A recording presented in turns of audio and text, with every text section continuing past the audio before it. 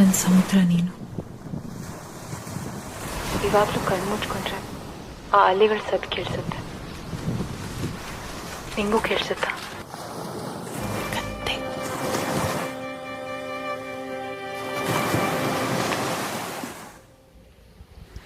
ಹೇಳಿ ಕೇಳಿ ನಾವು ರಕ್ಷಿತ್ ಶೆಟ್ಟರ್ ಫ್ಯಾನು. ಸಮುದ್ರವನ್ನು ಕಂಡಾಗ ಶೆಟ್ಟರ ನೆನಪು ಮಾಡ್ಕೊಳ್ಳದೆ ಇರೋಕ್ಕಾಗುತ್ತಾ? ನಮ್ಮ ಹೊನ್ನಾವರ ಕುಮಟ ಪ್ರವಾಸದ ಕೊನೆಯ ವಿಡಿಯೋಗೆ ನಿಮಗೆಲ್ಲರಿಗೂ ಸ್ವಾಗತ ಸುಸ್ವಾಗತ. ಕಳೆದ ವಿಡಿಯೋದಲ್ಲಿ ನಾವು ಎಕೋ ಬೀಚನ್ನು ನೋಡಿದ್ವಿ. ಅಲ್ಲಿಂದ ಮುಂದೆ ಬಂದು ಈಗ ನಾವು ಬಂದಿರೋದು ಕುಮಟದ ಬಾಡ ಬೀಚ್ಗೆ. ಎಕೋ ಬೀಚ್ಗೂ ಮತ್ತು ಬಾಡ ಬೀಚ್ಗೂ ತುಂಬ ವ್ಯತ್ಯಾಸ ಇದೆ ಕಣ್ರಿ. ಎಕೋ ಬೀಚಲ್ಲಿ ಯಾವಾಗಲೂ ಜನಜಂಗುಳಿ, ಅದೇ ಬಾಡ ಬೀಚಲ್ಲಿ ಜನರಿಲ್ಲ, ಕೇವಲ ಸಮುದ್ರದ ಭೋರ್ಗರೆದು ಅಷ್ಟೇ ಕಿವಿಯನ್ನು ಆವರಿಸುತ್ತದೆ. ಅಲ್ಲಿಂದ ಮುಂದೆ ನಾವು ನೇರವಾಗಿ ಬಂದಿದ್ದು ಕುಮಟಾದ ಮಿರ್ಜಾನ್ ಪೋರ್ಟ್ಗೆ. ಇದು archaeological survey of India under ಬರೋದ್ರಿಂದ ನಮಗೆ ವಿಡಿಯೋ ಮಾಡೋ ಅವಕಾಶ ದೊರೆತಿಲ್ಲ. ನಂತರ ನಿಧಾನವಾಗಿ ಕುಮಟಾದಿಂದ ಶಿರ್ಸಿಯ ಕಡೆಗೆ ಪ್ರಯಾಣಿಸ್ತಾ ಹಸಿರಾದ ಕಾನನದ ಒಳಗಡೆ ನಮ್ಮ ಗಾಡಿ ಹೋಗ್ತಾ ಇತ್ತು. ಕೇವಲ ತಿರುವು ಮುರುಗಳನ್ನು ಹೊಂದಿರುವಂತಹ ಈ ರಸ್ತೆಯಲ್ಲಿ ಅಕ್ಕಪಕ್ಕದಲ್ಲಿ ನಾವು ಪಶ್ಚಿಮ ಘಟ್ಟಗಳ ಸಾಲಿನ ದಟ್ಟವಾದಂತಹ ಹಸಿರು ಕಾನನವನ್ನು ಕಾಣಬಹುದಾಗಿತ್ತು.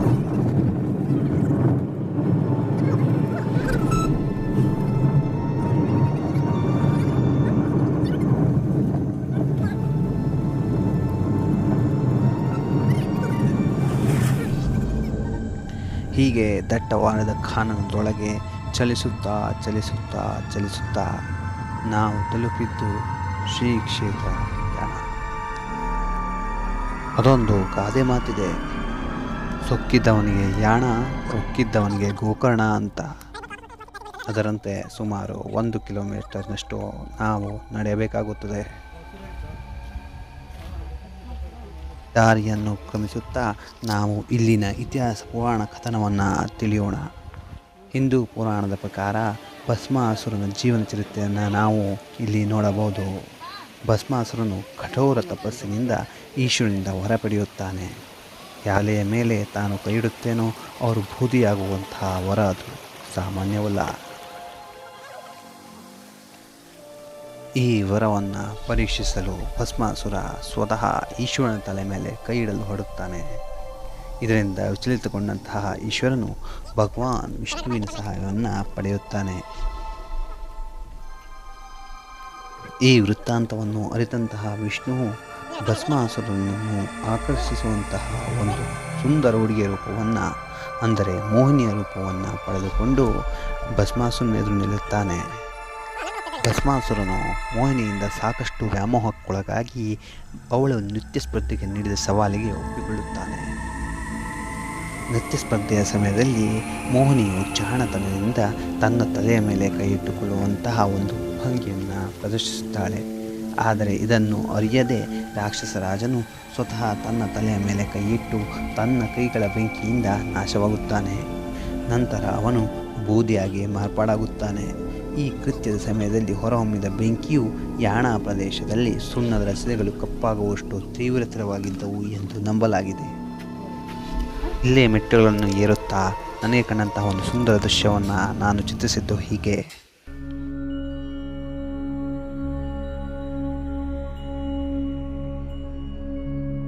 ಈ ಭಸ್ಮಾಸುರ ಘಟನೆಯಿಂದ ಪ್ರೇರೇಪಿತಗೊಂಡು ಇಲ್ಲಿ ದೊಡ್ಡ ಶಿಖರವನ್ನು ಭೈರವ ಶಿಖರವೆಂದು, ಚಿಕ್ಕ ಶಿಖರವನ್ನು ಮೋಹಿನಿ ಶಿಖರವೆಂದು ಕರೆಯುತ್ತಾರೆ.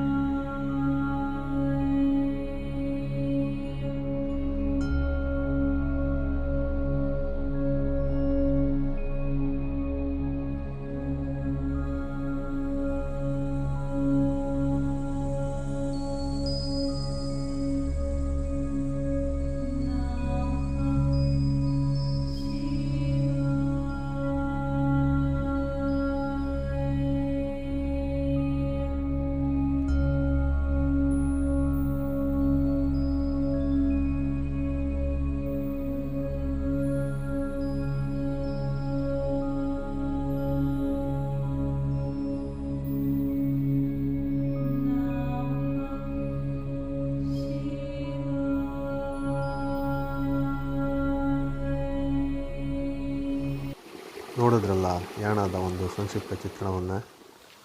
ಶ್ರೀ ಕ್ಷೇತ್ರ ಯಾಣವನ್ನು ರಾಷ್ಟ್ರೀಯ ಹೆದ್ದಾರಿ 66 ಶಿರಸಿ ಮತ್ತು ಕುಮಟಾದ ಮುಖ್ಯ ರಸ್ತೆ ಸಂಪರ್ಕಿಸುತ್ತದೆ. ಇದು ಕುಮಟಾದಿಂದ ಸುಮಾರು 31 ಕಿಲೋಮೀಟರ್ ಮತ್ತು ಶಿರಸಿಯಿಂದ 45 ಕಿಲೋಮೀಟರ್ ದೂರದಲ್ಲಿದೆ.